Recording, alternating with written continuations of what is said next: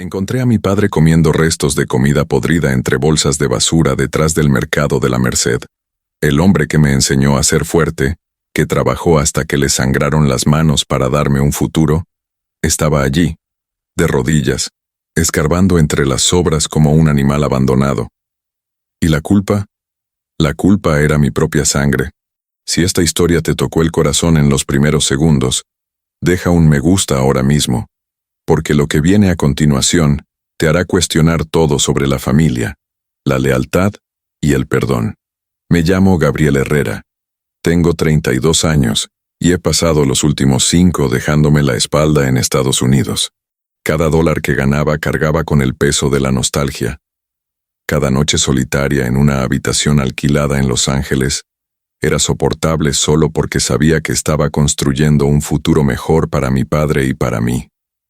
Don Julián Herrera, 76 años, ex mecánico, viudo desde los 12, el hombre que decidió criarme solo cuando mi madre nos dejó por otra. Nunca se quejó, nunca lloró delante de mí. Solo me apretó el hombro con esas manos callosas y me dijo: «Mijo, un hombre de verdad nunca abandona a los suyos». Le enviaba dinero todos los meses, religiosamente. Llamaba cuando podía, oyendo su voz cansada pero siempre feliz al otro lado. «Estoy bien, hijo, no te preocupes, cuídalo». Mi hermana Camila, 3 años mayor que yo, prometió cuidarlo. Se quedó en la casa familiar en Iztapalapa con su esposo. «Descansa en paz, Gabriel. Papá está aquí conmigo». Yo creía. Dios, cuánto creía. Cuando por fin ahorré suficiente dinero y crucé la frontera, llevaba conmigo una maleta vieja, unos dólares ahorrados y un reloj de oro que había comprado en una joyería de segunda mano del centro de Los Ángeles. No era caro, pero brillaba precioso a la luz. Me imaginé a mi padre con ese reloj los domingos, yendo a misa, mostrando con orgullo a sus amigos del barrio. «Miren lo que me regaló mi hijo». Su sonrisa, en mi imaginación, me reconfortó mientras el taxi pasaba a toda velocidad por las ruidosas calles de la Ciudad de México. Llegué a casa una tarde de septiembre, cuando el cielo tenía ese tono anaranjado que anuncia la llegada de la noche. Llamé a la puerta metálica verde descolorida, la misma puerta que mi padre pintó con mis pequeñas manos, guiado por las suyas, cuando tenía 7 años. Oí pasos al otro lado. Mi corazón se aceleró. 5 años.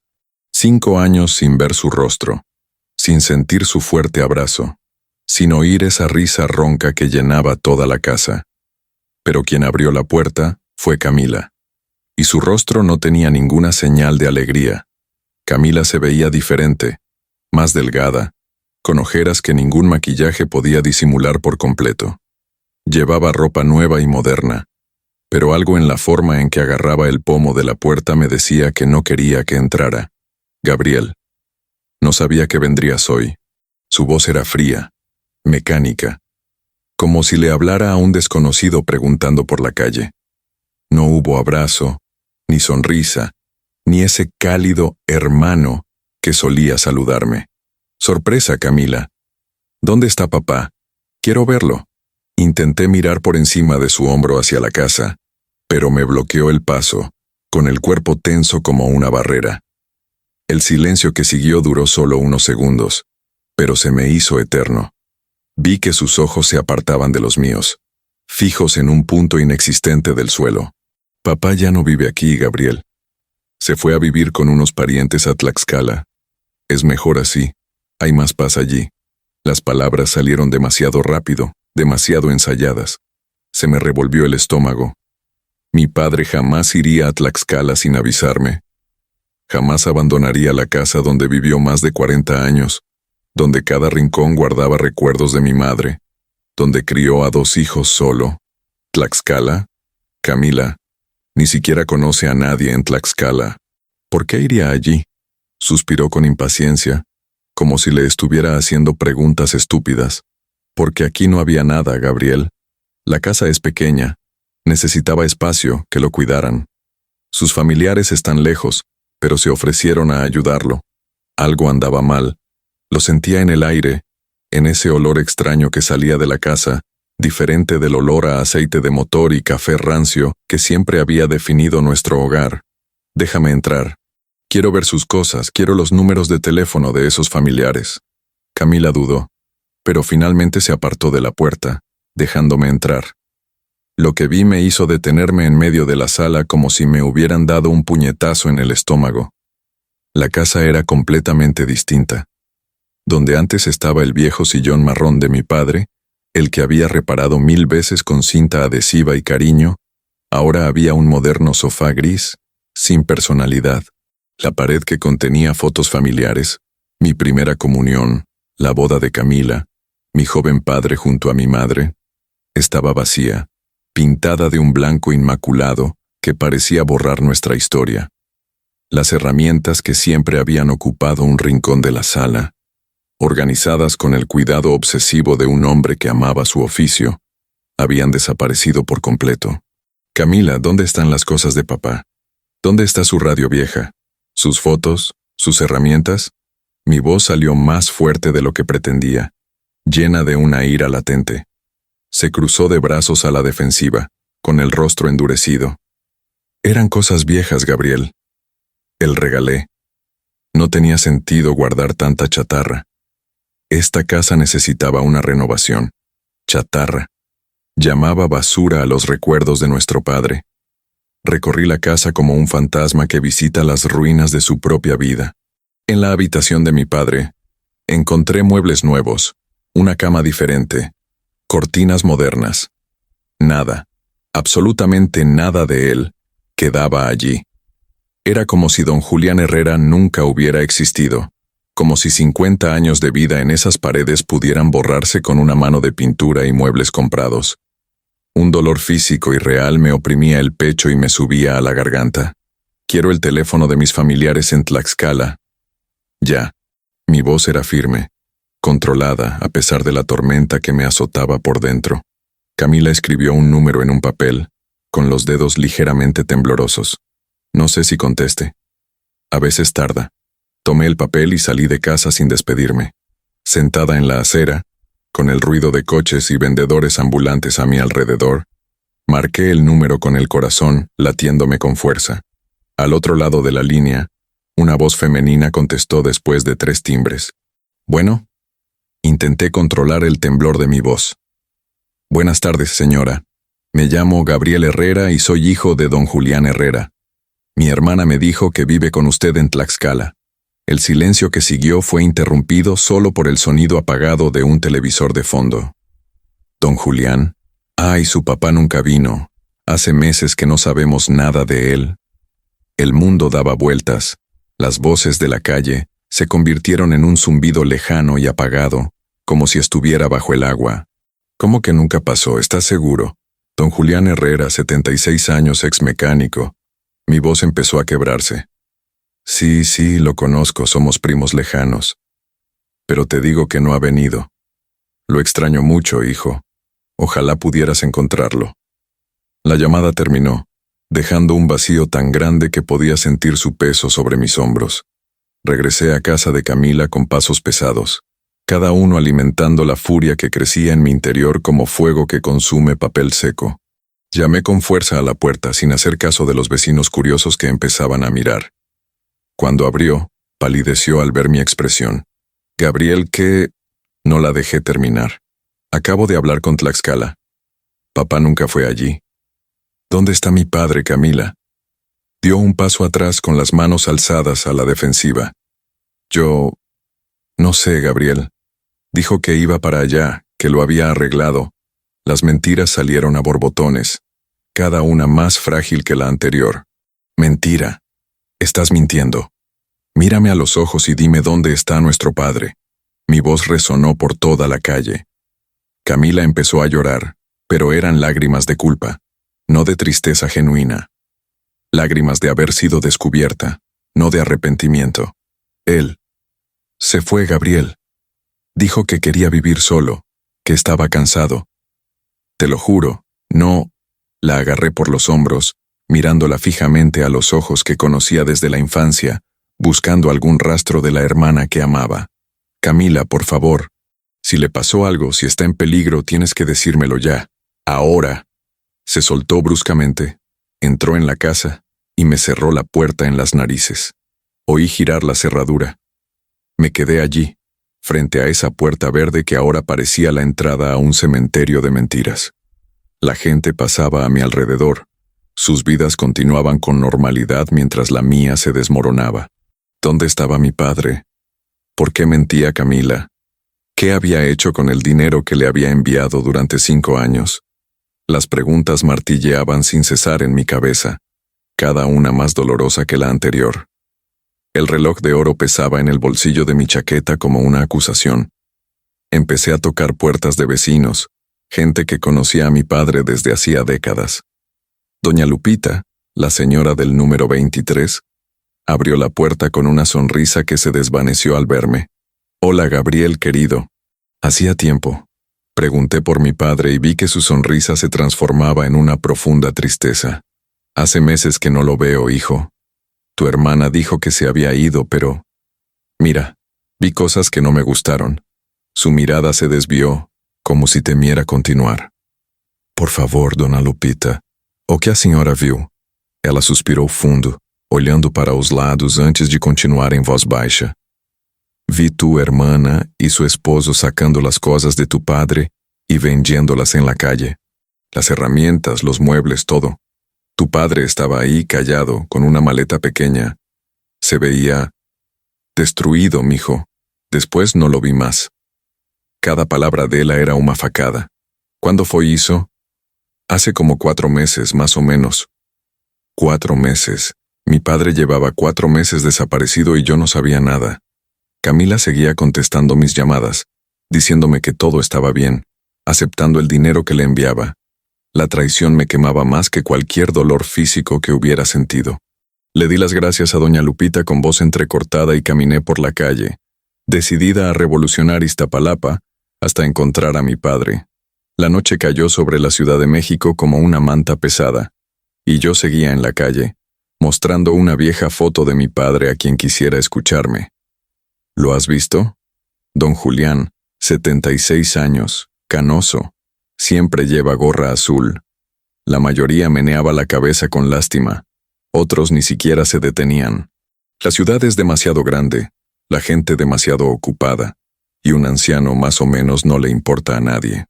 Llegué al viejo taller mecánico donde mi padre trabajó durante 30 años.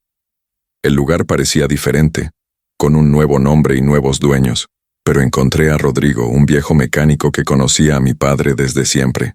«Gabriel, mi hijo, ¿cuánto tiempo?» Me abrazó, oliendo a grasa y sudor honesto.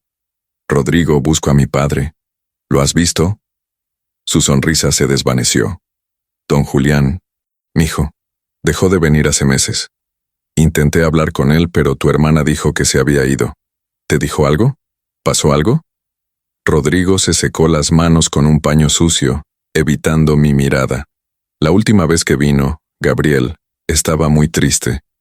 Dijo que ya no tenía espacio en su casa, que su hija y su yerno querían espacio, que él estorbaba. Le dije que podía quedarse conmigo unos días, pero era demasiado orgulloso. Ya sabes cómo era tu padre. Las lágrimas empezaron a quemarme los ojos, pero las contuve. No había tiempo para llorar, solo para encontrar. Me encontré con el sacerdote en la iglesia de San Miguel, donde mi padre había asistido todos los domingos durante 40 años. El padre Ernesto me saludó con la preocupación reflejada en el rostro. «Gabriel, que Dios te bendiga. Tu padre, hace mucho que no lo veo. Me pareció extraño, ¿sabes? Nunca faltaba a misa. Intenté buscarlo, pero la casa siempre estaba cerrada.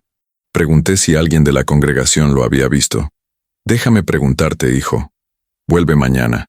Regresé a casa de Camila, decidido a sacarle la verdad aunque tuviera que tirar la puerta abajo. Pero antes de que pudiera tocar, la puerta se abrió. Era su esposo, Roberto. Un hombre que siempre me parecía demasiado falso, con una sonrisa demasiado grande. «Gabriel, hermano, qué sorpresa». Su tono era condescendiente, irritante. «¿Dónde está mi padre, Roberto?» Levantó las manos en un gesto de rendición. «Mira, No sé de qué hablaba Camila contigo, pero tu papá decidió irse. No corrimos. Mientes. Mi voz era baja, peligrosa. Roberto se encogió de hombros con desdén. Cree lo que quieras, Gabriel. Pero tu viejo ya era una carga. No trabajaba, no ayudaba en nada. Solo hacía el tonto. Le dimos dinero y se fue. Punto final. La ira explotó en mi interior como un volcán. Avancé hacia él, agarrándolo de la camisa. Mi padre se rompió la espalda toda su vida, crió a 2 hijos solo. ¿Y tienes el carajo de llamarlo una carga? Camila vino corriendo intentando separarnos. Gabriel, para, por favor. Solté a Roberto con asco, como si fuera algo podrido. ¿Cuánto dinero le diste? El silencio fue mi respuesta. ¿Cuánto? Camila empezó a sollozar. 2,000 pesos. Te dijimos 2,000 pesos y algo para ropa. 2,000 pesos. $50. Menos de lo que gasté en una semana en Los Ángeles. Ese era el valor que le daban a la vida de mi padre. ¿Y el dinero que te envié? $300 al mes durante 5 años. ¿Dónde está ese dinero? Roberto intentó volver a entrar, pero le cerré el paso. Contéstame. Camila se desplomó en el suelo, llorando desconsoladamente. Estábamos endeudados, Gabriel. El negocio de Roberto quebró. Teníamos que pagar la renta, la comida, las facturas. Cada palabra era una confesión de egoísmo, de traición al hombre que lo dio todo por nosotros. Le robaste a nuestro padre, y luego lo echaste a la calle como a un perro viejo. Mi voz sonó extrañamente tranquila ahora. La ira se transformó en algo más frío, más peligroso. Gabriel, perdóname, por favor, no tuve elección. Camila intentó agarrarme la pierna, pero me solté. Tuviste una elección, siempre la tienes, y elegiste sacrificar a nuestro padre por tu conveniencia. Me di la vuelta y salí, dejándola llorando en la puerta. Amaneció y no había dormido. Pasé toda la noche en una banca del parque, planeando cada paso de la búsqueda. 2,000 pesos no duran mucho en la ciudad. Mi padre, sin dónde ir, sin dinero, sin apoyo. La idea me aterraba más que cualquier pesadilla. ¿A dónde podría ir un hombre de 76 años solo y sin recursos? Las posibilidades me atormentaban. Albergues abarrotados, calles peligrosas o algo peor. Empecé con los albergues. El primero era un edificio gris y lúgubre en Tepito, donde el olor a desinfectante apenas disimulaba el hedor a cuerpos sucios y desesperanza. ¿Don Julián Herrera? No, nadie ha venido aquí con ese nombre. La encargada apenas echó un vistazo a la foto. En el segundo albergue, la misma historia. En el tercero, una mujer mayor observó la foto con más atención. Te pareces a alguien que vi hace un mes, pero no estoy segura. Han venido tantos, ¿sabes? Con cada puerta cerrada, cada respuesta negativa, la desesperación crecía. ¿Cuántos lugares hay en una ciudad de 9 millones de habitantes donde un hombre puede desaparecer? ¿Cuántas calles? ¿Cuántos callejones? ¿Cuántos rincones olvidados donde la vida y la muerte se mezclan en la indiferencia general? Mi padre estaba en algún lugar de este océano urbano, y yo era solo un hombre con una vieja foto y el corazón roto. Fue en el mercado de la Merced donde encontré mi primera pista real. Una mujer vendía fruta en un puesto colorido, con el rostro curtido por el sol y los años. Señorita, por favor, ¿ha visto a este hombre? Tomó la foto con manos callosas y la estudió con atención. Algo brilló en sus ojos. Reconocimiento. Ah, sí. Creo que sí. Un hombre delgado, canoso, con una gorra azul gastada. Mi corazón se aceleró. Sí, así es. ¿Dónde? ¿Cuándo? Señaló detrás del mercado, donde el olor a fruta dio paso al olor de la basura acumulada. Lo he visto varias veces esta mañana, rebuscando en la basura. Pobrecito, tiene muy mala pinta. La última vez fue hace como una semana. Buscando comida en la basura.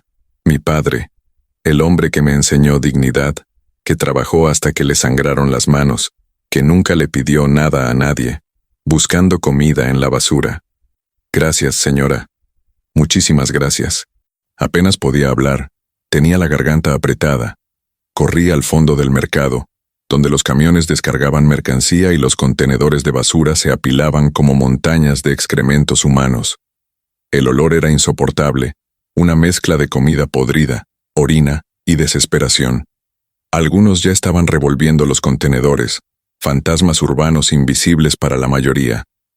Pero mi padre no estaba allí.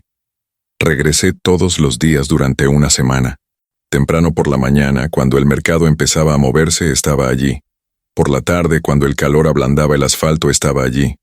Por la noche, cuando los puestos cerraban, estaba allí. Les enseñé la foto a todos: vendedores, compradores, mendigos, policías. ¿Lo han visto? Por favor, es mi padre. Algunos me miraban con lástima, otros con irritación. A la mayoría simplemente les daba igual. Al octavo día, llegué antes de lo habitual. El sol aún no había salido del todo y el mercado estaba sumido en una oscuridad silenciosa. Caminé hacia los contenedores, con el corazón latiéndome con fuerza, con esa extraña sensación de que algo era diferente. Y entonces lo vi. Una figura encorvada, vestida con ropa sucia y demasiado grande, con las manos temblorosas mientras rebuscaba en una bolsa de basura. Llevaba una gorra azul descolorida sobre la cabeza. Me acerqué lentamente. Cada paso pesaba 1 tonelada. ¿Papá? La voz salió como un susurro entrecortado. La figura se detuvo, con las manos congeladas en el aire. Lentamente, muy lentamente, el rostro se giró hacia mí. Y allí, en la tenue luz de la mañana, estaba don Julián Herrera, mi padre, pero tan delgado, tan viejo, tan destrozado que por un segundo mi cerebro se negó a reconocerlo. Si has llegado hasta aquí, sientes lo mismo que yo. Si esta historia te conmueve, suscríbete al canal ahora porque aún no termina, y lo que viene a continuación te hará comprender el verdadero significado del amor y el abandono. Papá, soy tú, Gabriel. Arrastraba las palabras por la emoción que me ahogaba. Me miró con los ojos hundidos, rodeados de ojeras moradas que parecían moretones en el alma. Su barba estaba descuidada y sucia, y su cabello gris se le escapaba de la gorra. La ropa, varias tallas más grande, le colgaba de su cuerpo esquelético como trapos de un espantapájaros. Pero lo peor de todo, lo que realmente me destrozó, fue la expresión vacía en sus ojos, como si le hubieran vaciado la vida, gota a gota. ¿Gabriel? Su voz era un hilo ronco, entrecortado por la desnutrición y el llanto contenido. ¿De verdad eres tú, hijo? Soltó la bolsa de basura que sostenía. Sus manos temblaban violentamente. Di 2 pasos hacia adelante y lo abracé. Dios mío, estaba tan delgado, tan frágil. Podía sentir sus huesos a través de la ropa, cada costilla, cada vértebra. El hombre fuerte que me había alzado sobre sus hombros de niño se había ido. Solo quedaba un fantasma con la piel de mi padre. Empezó a llorar, sollozos secos y dolorosos que sacudieron todo su frágil cuerpo. Creí que me habías olvidado, hijo. Creí que todos me habían olvidado. Sus palabras eran como puñales en el pecho. Yo también lloraba, desvergonzada, incontrolable, 5 años de añoranza y culpa desbordándose a la vez. Nunca, papá. Nunca te olvidé. Ni un solo día. Perdóname. Perdóname por no estar aquí. Nos abrazamos allí, entre la basura y la miseria, 2 hombres rotos intentando sanar el uno al otro a través del contacto. Cuando por fin nos separamos, le sujeté la cara con ambas manos. Esa cara que una vez fue fuerte y llena de vida, ahora vacía y pálida. ¿Qué pasó, papá? Cuéntamelo todo. Miró al suelo con la vergüenza más pesada que el hambre. Tu hermana, ella y tu marido dijeron que me aburrían, que la casa era pequeña, que necesitaban espacio. Cada palabra salía despacio, masticada por el dolor del recuerdo. Me dieron algo de dinero y ropa. Dijeron que era lo mejor, que yo encontraría un lugar mejor. Él le limpó o nariz como a manga da camisa suja. Pero en el camino, unos muchachos me asaltaron. Se llevaron todo, el dinero, la ropa buena. Me dejaron solo con lo que tenía puesto. La historia se desenrolaba como un pesadelo contado en cámara lenta. Cada detalhe mais horrível que o anterior. Meu pai, homem de 76 anos, espancado e roubado, jogado nas ruas como lixo humano. Intenté volver a casa, pero Camila no me abría la puerta. Su marido me gritó que se había ido, que ya no estaba en casa. El dolor en sus ojos al contarme esto era peor que cualquier violencia física. Caminé sin saber a dónde ir. Dormí en parques, en estaciones de metro, bajo puentes. Mi mente se negaba a aceptar las imágenes que sus palabras creaban. Mi padre, el hombre más digno que conocí, durmiendo sobre cartones, escondiéndose de la lluvia, invisible para un mundo al que no le importaba. Traté de conseguir trabajo, pero nadie quiere a un viejo. Pedí ayuda en iglesias, en albergues, pero siempre están llenos. Entonces empecé a buscar en la basura. Su voz quebró completamente. Perdóname, hijo. Perdóname por estar así. Sé que es una vergüenza, sé que no soy más el padre que tú recordavas. Segurei seus ombros com força, obrigando-o a me olhar nos olhos. Não, papá. Você não tem que pedir perdão por nada. Nada. Você é a vítima aqui. Yo pensé tanto en ti, Gabriel. Me preguntaba si sabías lo que había pasado, si te importaba. Las palabras me hirieron más que cualquier cuchillo. No lo sabía, papá. Te juro que no lo sabía. Camila me dijo que estabas bien, que te habías ido a Tlaxcala. Mintió. Me engañó durante meses. La ira volvió a hervir en mis venas, pero ahora se mezclaba con una tristeza tan profunda que parecía inagotable. Se acabó, papá. No pasarás otra noche en la calle. Te lo prometo. Me quité la chaqueta y se la puse sobre los hombros temblorosos. El sol comenzaba a salir en el cielo, tiñendo de dorado la tragedia que nos rodeaba. Salgamos de aquí. Ya. Intentó caminar, pero sus piernas cedieron. Lo sujeté por la cintura, soportando casi todo su peso. Cada paso que dábamos para alejarnos de ese maldito callejón se sentía como un pequeño milagro, una victoria contra un mundo que había intentado destruir al hombre más importante de mi vida. Encontré un hotel modesto en Doctores, nada lujoso pero limpio y seguro. La recepcionista miró a mi padre con una mezcla de lástima y asco apenas disimulado. 200 pesos esta noche. Pagué 3 noches por adelantado con el poco dinero que me quedaba. La habitación era pequeña. Una cama doble con sábanas blancas y gastadas, un baño diminuto y una ventana que daba a un oscuro patio interior. Pero tenía techo, puerta con llave y agua caliente. Era un palacio comparado con el infierno de las calles. Ayudé a mi padre a incorporarse en la cama y gimió de dolor. Me duele todo, hijo. Todo. Me arrodillé frente a él y comencé a quitarle sus zapatos viejos, con los cordones casi desatados. Sus calcetines tenían agujeros enormes y sus pies estaban cubiertos de llagas infectadas y callos. Te prepararé un baño, papá. Fui al baño y abrí el grifo, ajustando la temperatura del agua. El sonido del agua corriendo me pareció música después de tanto silencio doloroso. No quiero que me veas así, Gabriel. No quiero que me bañes como si fueras un niño. La vergüenza en su voz me partió el corazón en pedazos aún más pequeños. Caminé hacia él y le tomé las manos callosas, tan delgadas que parecía que la piel se estiraba sobre los huesos. Me bañaste de niño, papá. Me limpiaste cuando estaba sucio. Me sanaste cuando estaba enfermo. Ahora me toca a mí cuidarte. Por favor, déjame hacerlo. No tenía fuerzas para discutir. Lo ayudé a quitarse esa ropa sucia que parecía cargar con el peso de meses de sufrimiento. Cuando quedó en ropa interior, tuve que contener las lágrimas. Su cuerpo estaba irreconocible. Sus costillas sobresalían como cordilleras bajo su piel amarillenta. Sus brazos, antes lo suficientemente fuertes como para levantar motores de coche, no eran más que hueso y piel. Manchas moradas y amarillas cubrían su espalda y piernas, cicatrices de violencia que preferiría no imaginar. Lo ayudé a entrar en la pequeña bañera, aguantando completamente su peso. Cuando el agua tibia tocó su piel, suspiró tan profundamente que sintió que liberaba meses de tensión de golpe. Ay, hijo, hace tanto que no sentía agua caliente. Tomé el jabón barato del hotel y una toalla, y comencé a lavarle la espalda con cuidado, evitando las heridas. El agua oscura se escurrió por el desagüe, arrastrando capas de suciedad y dignidad robada.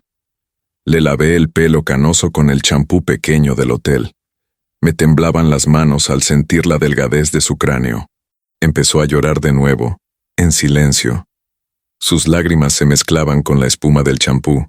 Pensé que iba a morir así, sucio y solo. Pensé que nunca volvería a tener esto. Algo tan simple como agua limpia.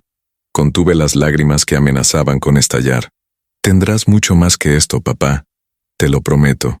Después de bañarlo, lo sequé con cuidado y lo vestí con una de mis camisetas limpias y un pantalón de chándal. La ropa le quedaba grande. Otra prueba de cuánto había perdido. Lo ayudé a acostarse y lo tapé con las sábanas. Descansa, papi. Saldré rápido a buscar comida y medicinas. No tardo. Sus ojos ya se cerraban, su cuerpo finalmente cediendo al agotamiento extremo. No me dejes, hijo. Por favor, no me dejes. La voz era la de un niño asustado. Nunca más, papá, te lo prometo. Le besé la frente y salí de la habitación, cerrando la puerta con llave. Bajé corriendo las escaleras, presa de la desesperación. Encontré una farmacia en la esquina y compré analgésicos, ungüentos para heridas, vitaminas y vendas. Luego fui a un pequeño restaurante y pedí sopa de pollo con arroz. Algo nutritivo pero suave para un estómago que no había probado la comida de verdad en meses. Cuando regresé a la habitación, mi padre dormía, pero su sueño era intranquilo, interrumpido por gemidos y susurros incomprensibles. Me senté en la vieja silla junto a su cama y lo observé dormir.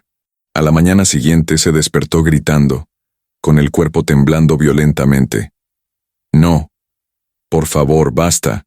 Déjame en paz. Salté de la silla y lo agarré por los hombros. Papá, soy yo. Tranquilo, estás a salvo. Abrió los ojos, desorientado, con el terror aún grabado en el rostro. Tardó unos segundos en reconocer dónde estaba, en comprender que ya no estaba en la calle. Pesadillas, hijo. Siempre tengo pesadillas. Me acosté a su lado en la cama, tomándole la mano hasta que volvió a dormirse. Esta sería la noche más larga de mi vida. La mañana llegó gris y fría. Desperté con dolores en todo el cuerpo por dormir en la incómoda silla, pero el dolor físico no era nada comparado con el peso en mi pecho. Mi padre seguía dormido, por fin en un sueño más tranquilo. Observé su respiración dificultosa, su delgado pecho subiendo y bajando con esfuerzo. Cada respiración era como una batalla. Sabía que teníamos que ir al hospital, pero temía lo que encontraran los médicos. ¿Cuánto daño pueden causar meses en la calle a un cuerpo de 76 años? Cuando despertó, preparé el caldo que había comprado la noche anterior. Necesitas comer, papá, al menos un poco. Lo intentó llevándose la cuchara temblorosa a la boca, pero después de 3 cucharadas empezó a vomitar. Su cuerpo rechazaba incluso la comida sencilla. Su estómago se encogía de hambre prolongada, acostumbrado solo a basura y migajas. Lo siento, hijo. No puedo. Le limpié la boca con suavidad, con el corazón encogido al ver su vergüenza. Vamos al hospital. Necesitas atención médica adecuada. Intentó protestar, argumentando que los hospitales públicos eran caros y lentos, y que no quería darme más trabajo. Papá, por favor, no discutas conmigo sobre esto. Mi voz salió más áspera de lo que pretendía, pero era necesario. Lo ayudé a ponerse la ropa limpia que había comprado temprano esa mañana en una tienda de segunda mano. Unos vaqueros sencillos, una camisa abotonada, zapatillas baratas pero nuevas. Se miró en el pequeño espejo del baño y no reconoció su reflejo. El hospital general estaba abarrotado como siempre. Filas interminables de enfermos, heridos y desesperados. Conseguimos nuestras entradas y nos sentamos en las duras sillas de plástico a esperar. 3 horas. 3 horas escuchando a bebés llorar, viendo a la gente sangrando, oliendo el desinfectante mezclado con la enfermedad. Mi padre empezó a temblar, no de frío, sino de fiebre. Le puse la chaqueta encima y le tomé la mano, prometiéndole en silencio que todo estaría bien, aunque no lo creía del todo. Finalmente, nos llamaron. La doctora era joven, Llevaba el pelo recogido en una coleta y ojeras por los interminables turnos. Don Julián Herrera lo miró por encima de las gafas y su rostro cambió, con esa expresión que tienen los profesionales de la salud cuando ven algo grave. ¿Cuántos años tiene? 76, respondí por él. ¿Y cuánto tiempo lleva viviendo en la calle? Su pregunta fue directa, sin prejuicios, pero tampoco delicada. Aproximadamente 4 meses. Comenzó el examen físico, auscultándole el corazón y los pulmones, y palpando su abdomen. Cada toque le provocaba un gemido de dolor a mi padre. Le tomó la presión arterial y la temperatura, y solicitó análisis de sangre y orina. Tendrá que esperar los resultados, pero ya le puedo decir que está gravemente desnutrido. Probablemente también tenga anemia, debido a su palidez. Anotó rápidamente en un talonario de recetas. Necesita ser ingresado para recibir hidratación intravenosa y antibióticos. Esta tos que oigo sugiere una infección pulmonar, posiblemente neumonía. Neumonía. A palabra ecoó una sala pequena de exame como uma sentença. É grave? A médica me olhou com aqueles olhos cansados mas honestos. En una persona de su edad, en estas condiciones, sí, es grave. Pero aún estamos a tiempo si comenzamos el tratamiento ya. Ela colocó a mão no hombro de meu pai. Don Julián, vamos a cuidar de usted, pero necesita quedarse aquí unos días. Ele olhou para mim, os olhos cheios de medo. No quiero estar solo, hijo. No será. Me quedaré aquí contigo. La doctora empezó a protestar por las normas de visita y el horario restringido, pero una simple mirada a mi rostro debió de hacerle cambiar de opinión. Bueno, hay una excepción. Llevaron a mi padre a una habitación compartida con otros 3 pacientes. La cama era estrecha, el colchón delgado, pero tenía sábanas limpias y una almohada. Le conectaron una vía intravenosa a su brazo esquelético, y el líquido transparente goteaba lentamente. Antibióticos, suero, vitaminas, todo lo que su cuerpo necesitaba desesperadamente. Arrastré una silla de plástico a un lado de la cama y me senté, observando el líquido que goteaba, contando cada gota como si fueran momentos de vida que le devolvían. Los demás pacientes en la habitación me miraban con curiosidad, pero no me importaba. Mi mundo se había reducido a ese pequeño espacio. Mi padre, la cama, el goteo constante de la medicación. Durante 5 días, no me moví de allí. Dormía en la silla, comía cuando una amable enfermera me traía las sobras de la cafetería y me duchaba rápidamente en el baño público del hospital. Durante los 2 primeros días mi padre deliraba con fiebre alta. Llamó a mi madre, fallecida hacía 20 años. Llamó a Camila, llorando y rogándole que lo dejara volver a casa. Gritó nombres que no reconocí, probablemente gente de la calle, compañeros de miseria que había conocido durante esos terribles meses. Le tomé la mano durante todo el proceso, le sequé el sudor, le acomodé las almohadas y le susurré que todo estaba bien, que ya estaba a salvo. Al tercer día la fiebre bajó y abrió los ojos, por fin lúcido.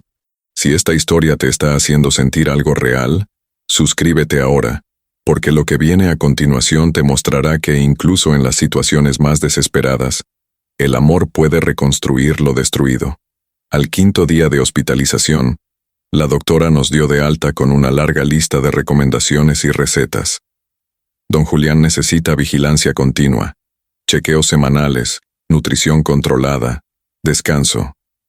Me entregó los papeles con expresión seria. Y necesita un lugar seguro para recuperarse. Me dijo que no tiene casa. Tragué saliva con dificultad antes de responder. Lo tendrá. Me aseguraré de ello. Salimos del hospital una tarde soleada. Mi padre aún estaba débil, pero un poco más fuerte, y sus ojos recobraron pequeños destellos de vida. Con el poco dinero que me quedaba y algunos préstamos de viejos amigos, alquilé un pequeño departamento en Coyoacán.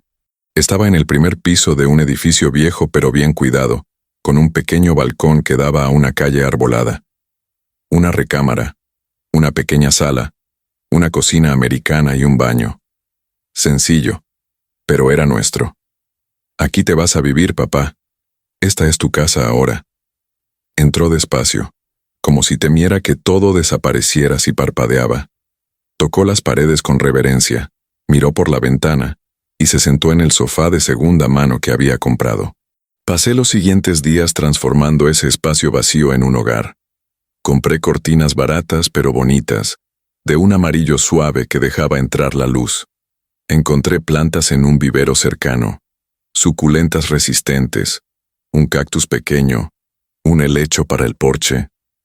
Con la ayuda de doña Lupita, recuperé algunas fotos familiares antiguas que había guardado cuando Camila lo tiró todo. Las enmarqué en marcos sencillos y las colgué en la pared de la sala. Mi primera comunión, la boda de Camila, mi padre joven y fuerte junto a mi madre sonriente. El hallazgo más preciado vino de Rodrigo, del taller. Mira lo que encontré, Gabriel. Me entregó la vieja radio de mi padre, aquella de los 70 que solo sonaba en AM, que mi padre escuchaba religiosamente cada mañana mientras tomaba café. La guardé cuando tu hermana se la iba a llevar. Sabía que algún día la querrías de vuelta. Abracé a Rodrigo con lágrimas en los ojos. Me llevé la radio a casa, la limpié con cuidado y le cambié las pilas. Funcionó a la perfección. Cuando encendí la radio y empezó a sonar la vieja canción, mi padre, que estaba tumbado en el sofá, se incorporó de golpe. Esa radio, Gabriel, es mi radio. Su voz temblaba de emoción. Creí que la había perdido para siempre. Coloqué la radio en la mesa de centro, justo en el centro de la sala, y ajusté el volumen. Una vieja canción de José Alfredo Jiménez llenó el apartamento de nostalgia y calidez. Mi padre cerró los ojos, dejando que las lágrimas fluyeran libremente. Me siento en casa, hijo mío. Por primera vez en meses, me siento en casa. Establecimos una rutina. Me levantaba temprano, preparaba café y avena con fruta picada para desayunar. Al principio, todavía vomitaba con frecuencia, mientras su cuerpo se adaptaba a la comida de verdad, pero poco a poco pude comer más. Media hogaza, luego una hogaza entera, unas cucharadas de avena, luego un tazón pequeño. Celebraba cada pequeña victoria. Después del desayuno, lo ayudaba a ducharse y vestirse. Poco a poco, respetando su necesidad de recuperar la dignidad día a día. Por las tardes nos sentábamos en el pequeño porche tomando té y observando la calle. Él contaba historias de su juventud, de cómo conoció a mi madre, de mi infancia. Historias que conocía, pero que cobraban un nuevo significado después de todo lo sucedido. ¿Sabes, Gabriel? Cuando estaba en la calle, despertaba con estas historias. Me aferraba a ellas como si fueran lo único que me mantenía humano. Él le tomaba la mano y simplemente escuchaba, dejando que sus palabras los sanaran a ambos. Poco a poco, subió de peso. Sus costillas empezaron a disminuir, sus heridas sanaron, su rostro recuperó el color, pero la recuperación física fue solo una parte del proceso. Las cicatrices emocionales eran más profundas. Tenía pesadillas casi todas las noches. Se despertaba gritando, pensando que seguía en la calle. Yo corría a su habitación, encendía la luz y lo abrazaba hasta que reconocía dónde estaba. «Estás en casa, papi, a salvo, conmigo». Una tarde, mientras preparaba la cena, oí música proveniente de la sala. Fui a revisar y lo encontré bailando solo, lentamente, al ritmo de un viejo bolero en la radio. Sus movimientos eran cuidadosos, aún débiles, pero con una sonrisa genuina en su rostro. A tu mamá le encantaba esta canción. Bailábamos en la cocina. Me sequé las manos con el trapo y extendí la mano. Entonces baila conmigo, papá. En nombre de mamá. Bailamos allí, padre e hijo, en un pequeño departamento en Coyoacán, reconstruyendo no solo un hogar, sino una vida entera que nos habían robado y que ahora resurgía lentamente de las cenizas. Después de cenar, sacó el reloj de oro que le había regalado, que ahora estaba en una mesita junto a su cama. Es el regalo más hermoso que me has dado, hijo, no solo por lo que es, sino por lo que significa. Se lo colocó con cuidado en la muñeca. Significa que alguien pensó en mí, que alguien estuvo de acuerdo. Eso vale más que todo el oro del mundo. Lo abracé sintiendo la gratitud y el amor inundar mi pecho. Teníamos un largo camino por delante, pero estábamos juntos. Y eso era todo lo que importaba. Si ya te registraste, gracias por ser parte de este viaje.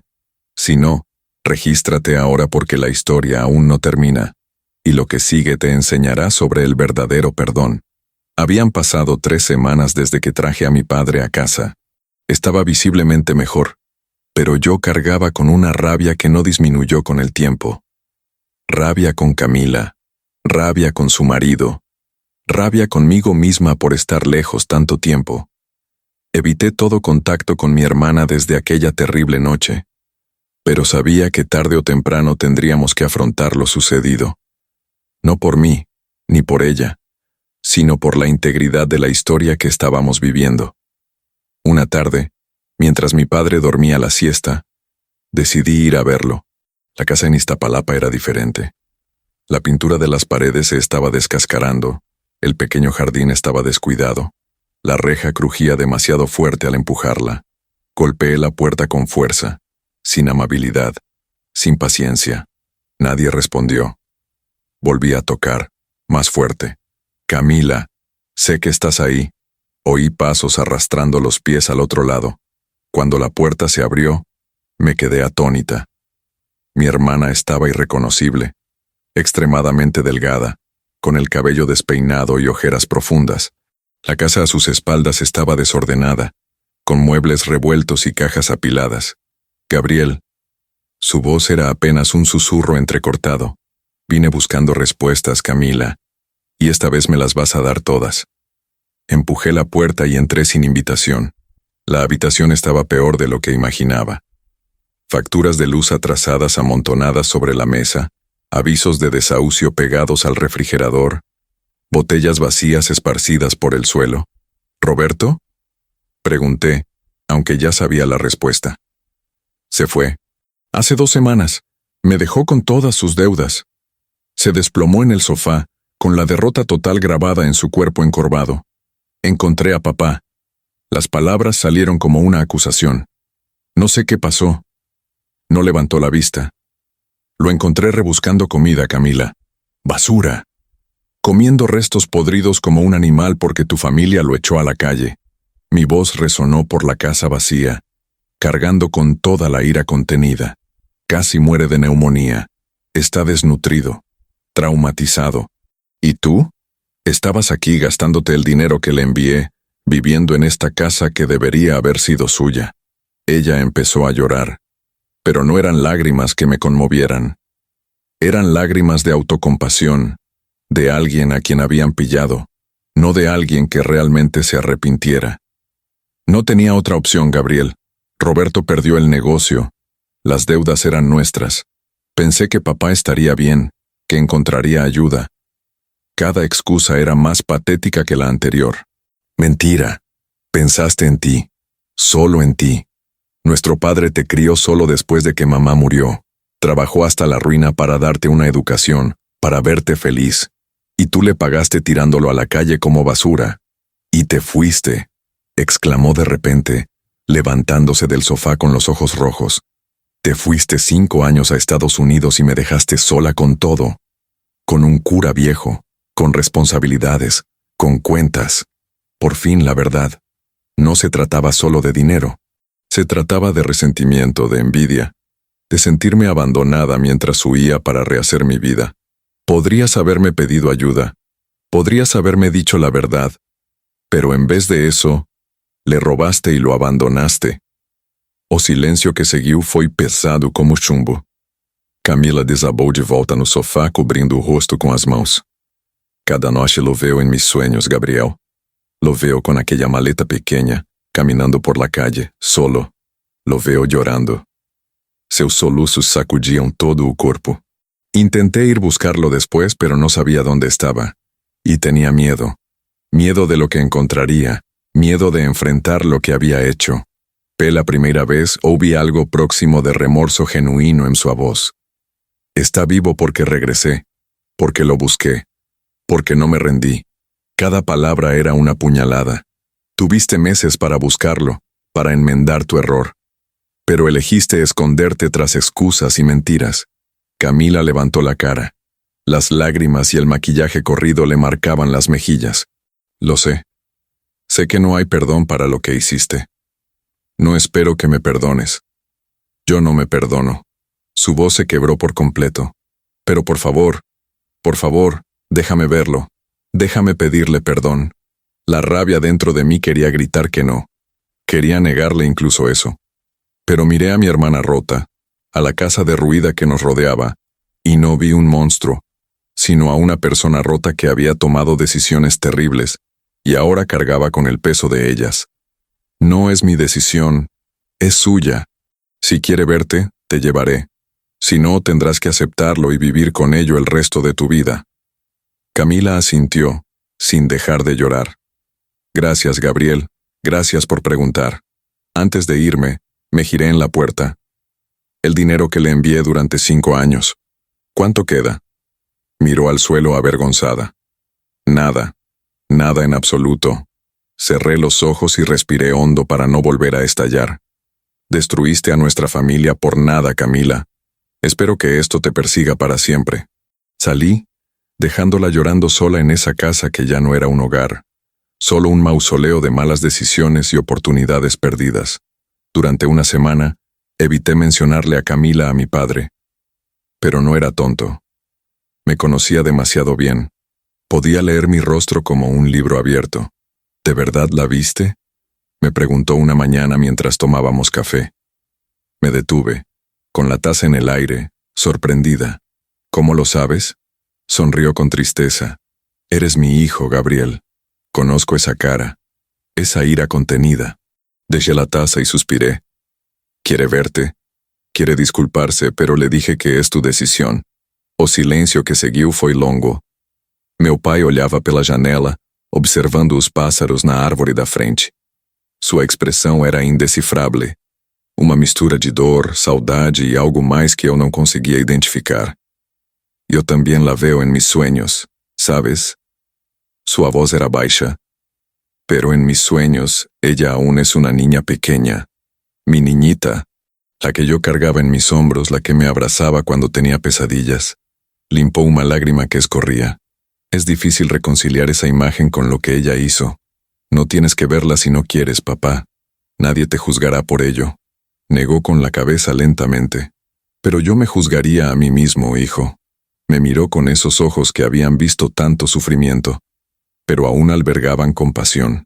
Si muero con este odio en el corazón, ella lo desea. El dolor lo desea. Y paso demasiado tiempo en la oscuridad como para dejar que me lleve de vuelta.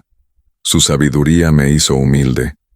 Después de todo lo que había pasado, aún tenía la capacidad de perdonar. 3 días después, llevé a Camila al apartamento. Vestía con sencillez, sin maquillaje, con el pelo recogido en una coleta.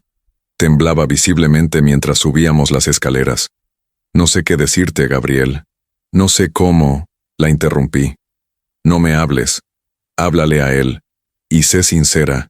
Se merece al menos eso. Llamé a la puerta y mi padre abrió. Al ver a Camila, su rostro se contrajo de dolor. Por un momento pensé que cerraría la puerta, pero no lo hizo. Hola, papá. La voz de Camila era apenas audible. Camila, pronunció su nombre como si fuera una oración y una maldición a la vez. Allí estaban, padre e hija, separados por 1 metro, pero a kilómetros de dolor. Pasa. Las palabras salieron con dificultad. Camila entró despacio, como si pisara un campo minado. Cerré la puerta tras ella, pero permanecí en la sala, lista para intervenir si era necesario.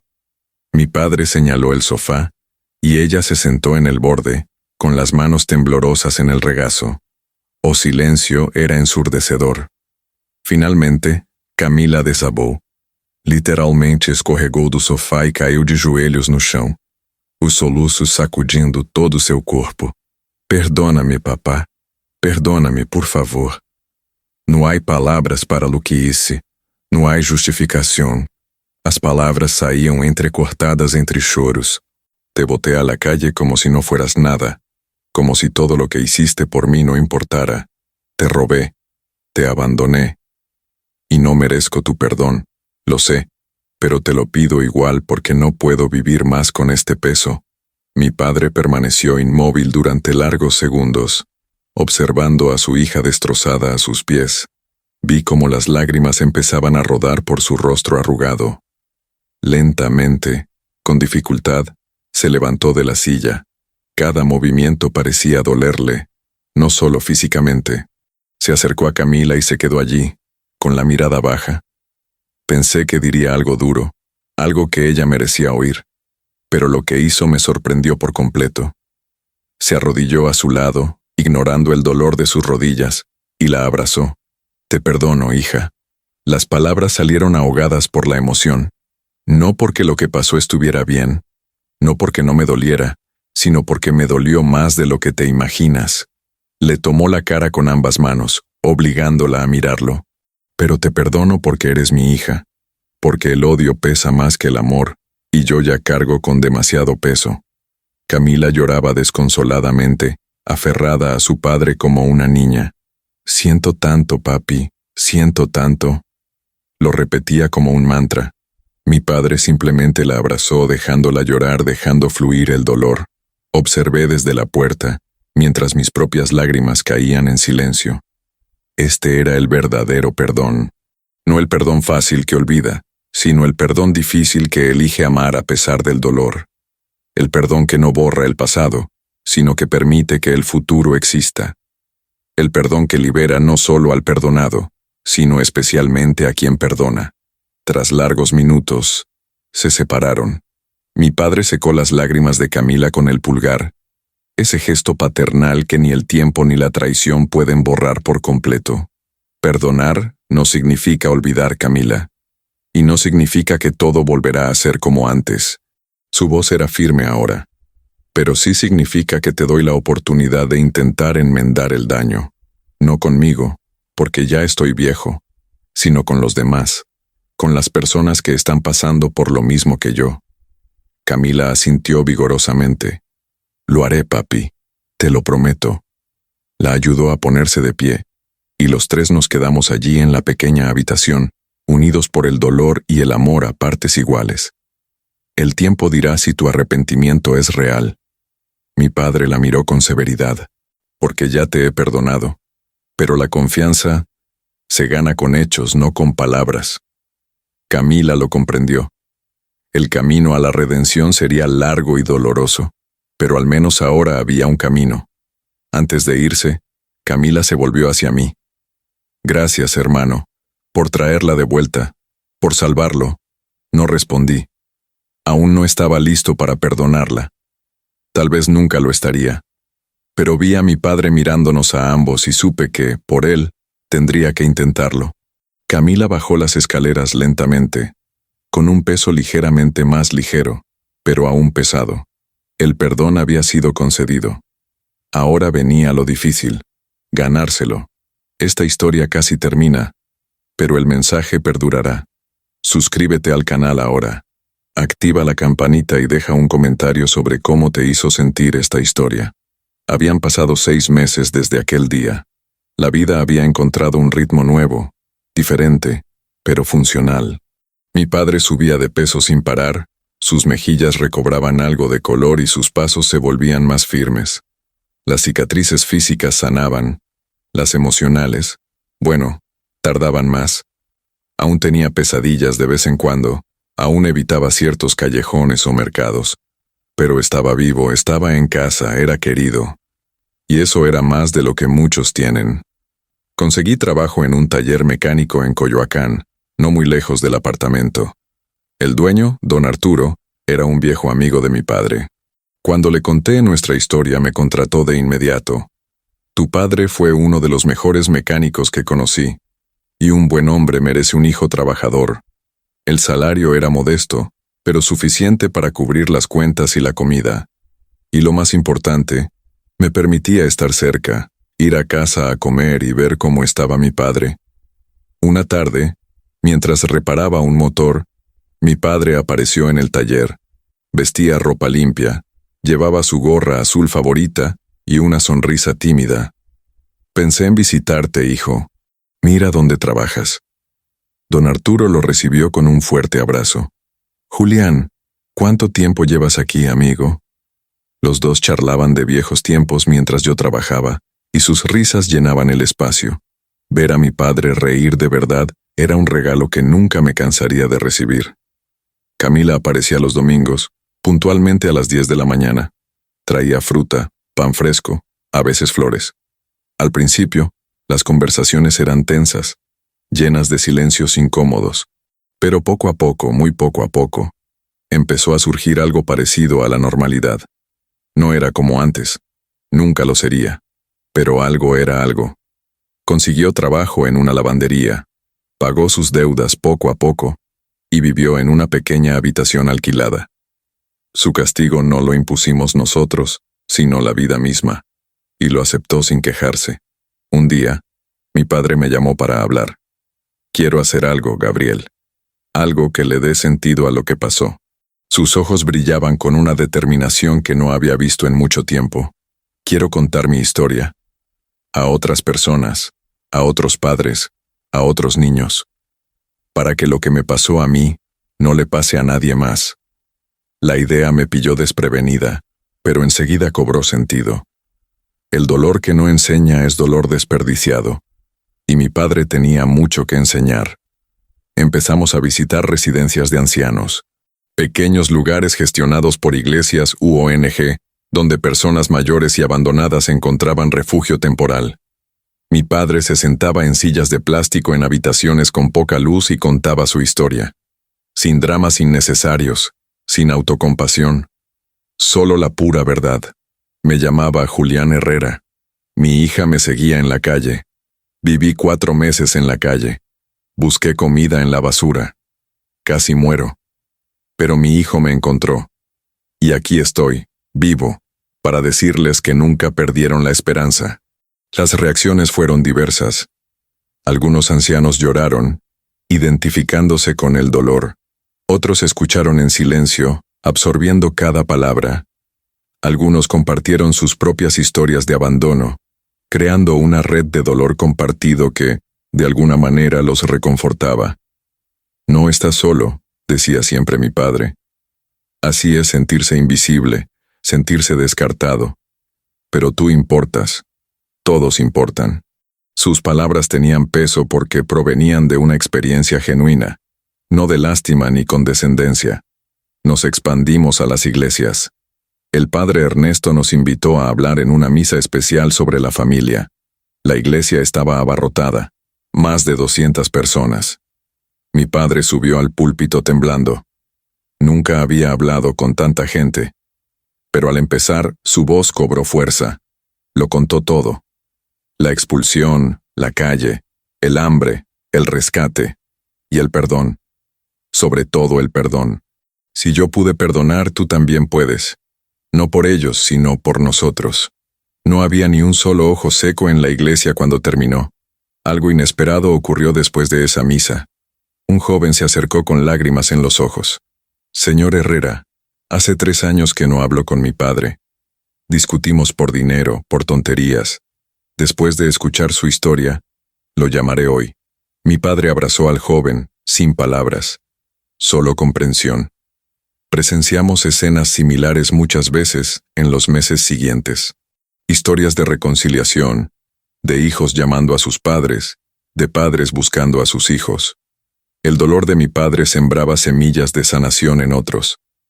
Camila empezó a acompañarnos en estas visitas. Al principio se quedaba atrás, en silencio, observando. Pero un día, en un pequeño albergue en Neza, una anciana se le acercó. «Eres la hija, ¿verdad? ¿La que te abandonó?» Camila palideció, preparándose para el merecido juicio. Pero la mujer continuó. «Gracias por venir. Gracias por mostrarnos que el arrepentimiento es real, que la redención es posible». Camila rompió a llorar, y la anciana la abrazó. A veces el perdón llega de lugares inesperados. Ha pasado un año entero desde aquel día en el callejón detrás del mercado de la Merced. Un año de reconstrucción, de sanación, de aprender a vivir de nuevo. Es domingo por la mañana, el sol entra a raudales por la ventana de la cocina, tiñéndolo todo de dorado. Mi padre está en el porche regando sus plantas, una rutina que le encanta. Sus movimientos son lentos pero seguros, su rostro está sonrojado, su cuerpo ha recuperado un peso saludable.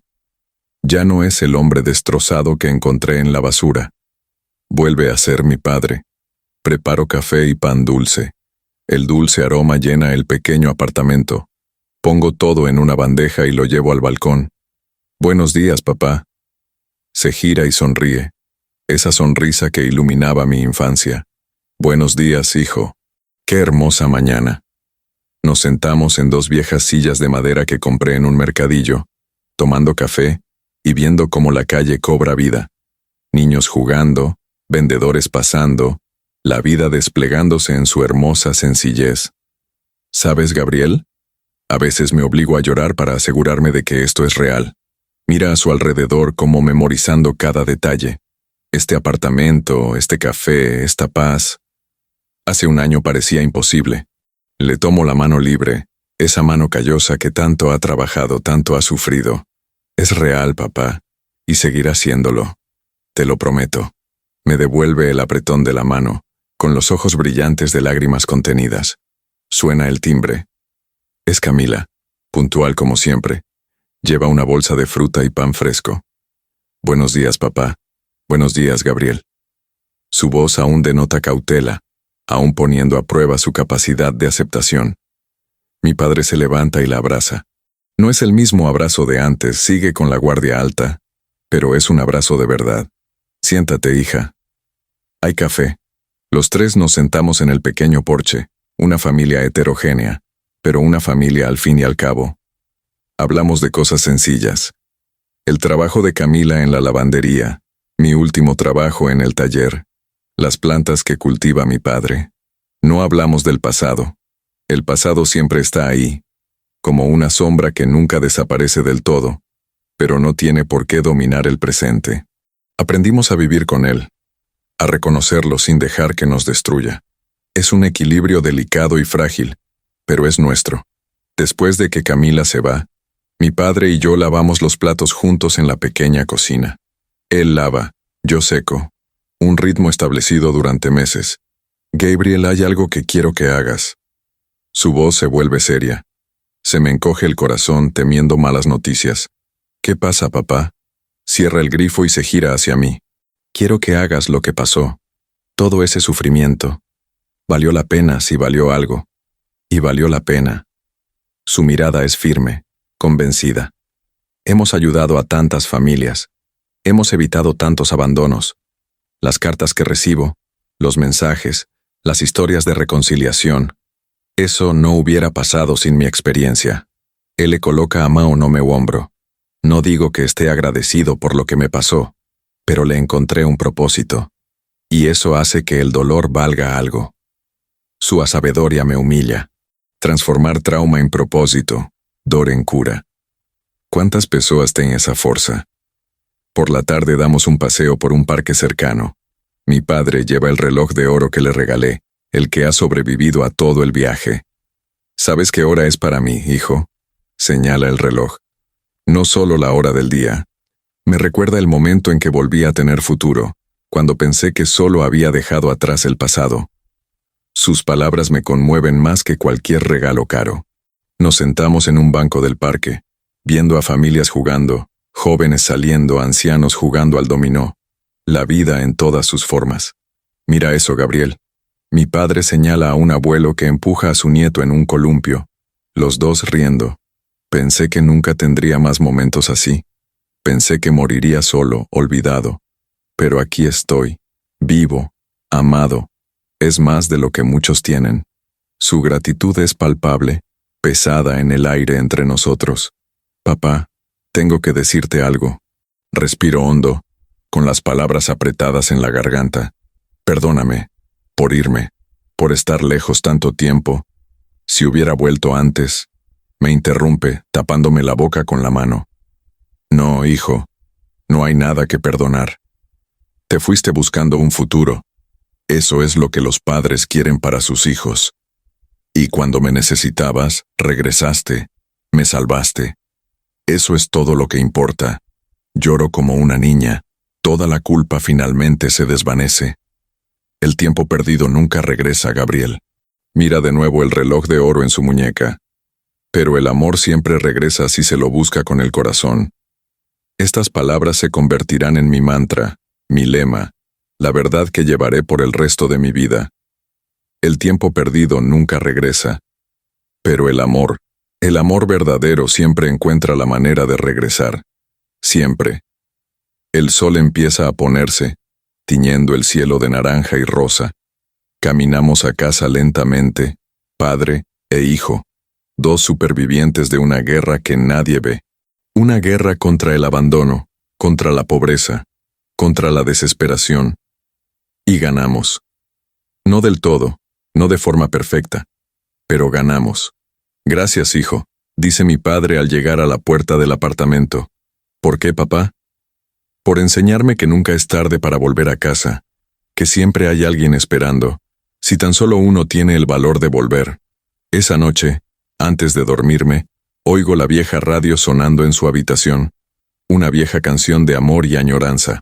Me asomo por la puerta entreabierta y lo veo sentado en el borde de la cama, contemplando la foto enmarcada de mi madre. Te extraño, viejecita, le susurra a la foto. Pero nuestro hijo nos hizo sentir orgullosos. Criamos a un hombre de verdad. Cierro la puerta en silencio, dejándolo con sus recuerdos, sabiendo que mañana tendremos un nuevo día juntos. Y si has llegado hasta aquí, si esta historia te conmovió tanto como a mí, haz dos cosas por mí. Primero, suscríbete a este canal y activa la campanita, porque historias como esta, historias reales de amor, perdón y familia, necesitan ser contadas. Segundo, y más importante, ve a los comentarios y dime, ¿conoces a alguien en tu familia que necesite escuchar un te amo o un te perdono? Porque la vida es demasiado corta para guardar rencor y demasiado larga para vivir con arrepentimiento. La historia de don Julián Herrera me enseñó que por muy oscura que sea la noche, por muy profundo que caigas, siempre hay un camino de regreso si alguien te tiende la mano. Sé esa mano. A tu padre, a tu madre, a tu hermano, a tu hijo. Porque un día podría ser demasiado tarde, y no quieres vivir con esa carga. Nunca abandones a quien te lo dio todo. Nunca dejes de buscar a quien amas. Y siempre, siempre perdona, no por ellos, sino por ti mismo, porque el perdón libera, y la libertad es el mayor regalo que podemos darnos. Gracias por compartir esta jornada conmigo. Ate a próxima historia. Y recuerden, el amor siempre regresa, si uno lo busca con el corazón.